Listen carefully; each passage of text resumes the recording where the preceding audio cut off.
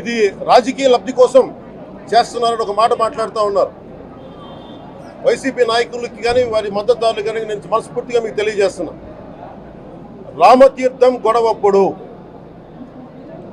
219 గుడుల్ని మీరు అపవిత్రం చేసినప్పుడు మీ పాలనలో ఒక సగటు హిందువుగా నేను గొంతెత్తి పోరాటం చేయాలి అంటే రోడ్ల మీదకి ఆ రోజే వచ్చామని గుర్తుపెట్టుకోండి. ఆ రోజు కూడా రామతీర్థం రాముల వారి విగ్రహాన్ని మీరు నరికేసి అర్చకులు చేతిలో పట్టుకున్నప్పుడు చాలా బాధ ఉంది. కానీ ఆ రోజు కూడా దాన్ని రాజకీయ పరంగా మేము తీసుకెళ్ళా. దోషులకి శిక్ష పడాలి, వీళ్ళెవరో కనుక్కోండి. ఈ రోజు వరకు మీరు పట్టించుకోవాలా. ఇది మేము చెప్తూనే ఉన్నాం. నిజంగా చెయ్యాలంటే ఈ ప్రస్తావన ఎందుకు తీసుకొస్తున్నానంటే, సమాజంలో అస్థిరత లేదంటే డిస్హార్మనీ క్రియేట్ చేయడానికి మేము లేవు ఇక్కడ. కానీ తప్పు జరుగుతుంటే, దాడులు జరుగుతూ ఉంటే, అపవిత్రం చేసుకుంటూ వెళ్ళిపోతే చూస్తూ ఎవరు కూర్చోం. తప్పు, అది కూడా తప్పు అవుద్ది. ఫండమెంటల్ కాన్స్టిట్యూషనల్ ఫండమెంటల్ ఇది. ప్రతి వ్యక్తికి వారి ధర్మాన్ని ఆచరించే హక్కు ఉంది. ఎవరన్నా వచ్చి ఆ ధర్మాన్ని పాడు చేసే హక్కు ఎవరికీ లేదు. ఇట్స్ ఎ ఫండమెంటల్ రైట్ ఇది. ఇలాంటి స్థాయిలో ఈ రిపోర్ట్ బయటకు వచ్చినప్పుడు ఏం చెప్పు ఉండాల్సింది గత ముఖ్యమంత్రి గారు? నేను ఏ రోజు కూడా మీరు చూశారు, ఇది ప్రభుత్వం, మన కొత్త ప్రభుత్వంలోకి వచ్చాం. ఇది వెండెట్టా ప్రభుత్వం కాదు, ఇది పగా ప్రతీకారాల ప్రభుత్వం కాదు ఇది. కానీ తప్పు జరుగుతుంటే మటుకు చేతులు కట్టుకొని చూసే ప్రభుత్వం కూడా కాదు. అది మీకు చాలా పగడ్బందీగా తెలియజేస్తున్నాను విషయం. అలాంటిది మా మీద ఎన్నో మాట్లాడినా మేము ఎప్పుడు మాట్లాడలా. రామతీర్థం గురించి జరిగినప్పుడు కూడా మేము మాట్లాడలా. కానీ ఈ రోజున రిపీట్ అయిపోతున్నాయి మిస్టేక్స్. అలవాటైపోయింది, ఆలవాలం అయిపోయింది. ఇంక ఇక్కడితో ఆగాలి. ఇది ఎప్పుడే ఫుల్ స్టాప్ టు దిస్. దీంట్లో ఒకరు నిందించట్లా. టీటీడీ బోర్డు ఉంది, వైసీపీ కాన్స్టిట్యూట్ చేసిన టీటీడీ బోర్డు ఉంది. వైవి సుబ్బారెడ్డి గారు ఉన్నారు టీటీడీ చైర్మన్గా. టీటీడీ ఈవోగా ధర్మారెడ్డి గారు ఉన్నారు. మళ్ళీ వాళ్ళు కాకుండా కొత్తగా వచ్చారు. ఈ 5 సంవత్సరాలు ఈ బోర్డు ఏం చేస్తూ ఉంది? ఈ టీటీడీ బోర్డుని మేము ప్రశ్నిస్తున్నాం. మీరు బయటికి రండి.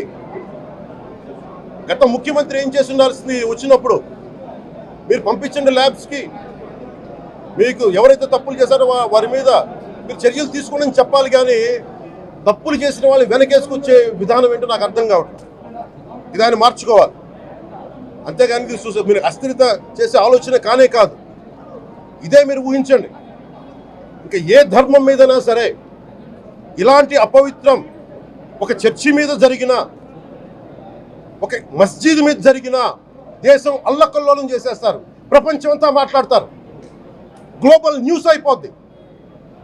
కానీ దేశంలో కోట్లాది మంది హిందువులు అపవిత్రమైతే, ఈ ప్రసాదం అపవిత్రమైతే ఒక్కరు కూడా మాట్లాడకూడదు. ఇది సెక్యులర్ వ్యవస్థకు విఘాతం అంటే హిందువులకి మనోభావాలు ఉండవా? ఇది ఒక్కరు నిందించట్లా. అసలు మీరు ప్రస్తావన చేయకూడదు, ఇది తప్పు, ఇది మాట్లాడకూడదంటే ఎట్లా? ఇదే వేరే మతానికి మీరు అన్వయిస్తారా? నేను అన్ని మతాలని సమానంగా గౌరవించేవాడిని, ఇస్లాంని గౌరవించేవాడిని, క్రిస్టియానిటీని గౌరవించేవాళ్ళం. మేమందరం సనాతన ధర్మం అని మొత్తుకుంటున్నాం. దేనికి సనాతన ధర్మం అంటే?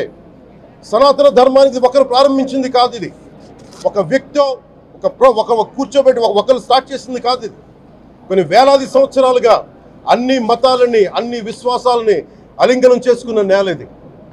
అలాంటి విశ్వాసాలకి దగ్గర తీసుకున్న ఈ నేల మీద ఇలాంటి అపవిత్రం జరిగితే, రిపీటెడ్గా జరిగితే, ఒకసారి కాదు 2 సార్లు కాదు, రిపీటెడ్గా జరిగితే ఇప్పుడు కూడా మాట్లాడకూడదంటే అది తప్పు చేసిన వాళ్ళం అవుతాం. మేము దోషులకి శిక్ష పడాలి. ఫుడ్ అడల్టరేషన్ ఇది మేము కాదంటలా. టీటీడీ బోర్డు అప్పుడు టీటీడీ బోర్డు బాధ్యత తీసుకోవాలి. పొలిటికల్గా వచ్చి అలంకారప్రాయంగా ఒక్కొక్కళ్ళు వచ్చేసి దర్శనాలకి టికెట్లు ఇవ్వడానికి మీరు బోర్డు మెంబర్స్ అవ్వలేదు. మీరు ఎవరు చైర్మన్ కానీ ఈవో కానీ. మీరు అక్కడ ధర్మాన్ని పరిరక్షించాలి. మీరు అక్కడ మీ ఇష్టాలకి మీరు కూర్చోబెట్టి మీ ఇష్టాలకి కాంట్రాక్ట్లు ఇచ్చుకోవడానికి మీరు టీటీడీ బోర్డుకి మీరు వెళ్ళలేదు. మీ అందరికీ బాధ్యత ఉంది. మీరు నిర్ణయించుకోవాలి. ఎవరికి కోపాలు రావు, ఎవరికి వేదన రాదు, ఎవరికి బాధలు రావుంటే కుదరదు. వస్తాయి బాధలు, వేదన ఉంది, మాట్లాడతాం. మర్చిపోకండి ఎవరు. గత ముఖ్యమంత్రి గారు కూడా నేను చేస్తా ఉన్నాను, జగన్మోహన్ రెడ్డి గారికి కూడా. ఇదే చర్చికి జరిగితే మీరు ఊరుకుంటారా? ఒక మసీదుకి జరిగితే ఊరుకుంటారా? ఒక తిరుమలకు జరిగినప్పుడు ఎందుకు వెనకేసుకొస్తారు? రాకండి. ఏ మతం మీద దాడి జరిగినా సంపూర్ణంగా నాతో సహా మేము ఖండిస్తాం, బయటకు వస్తాం. ఇస్లాం మీద దాడి జరిగితే మేము మాట్లాడతాం, క్రిస్టియానిటీ మీద దాడి జరిగితే మేము మాట్లాడతాం, హిందూ ధర్మం మీద, సనాతన ధర్మం మీద దాడి జరిగితే కూడా నేను మాట్లాడతాను. ఇది మొదటిసారి కాదు, మేమందరం మాట్లాడతాం.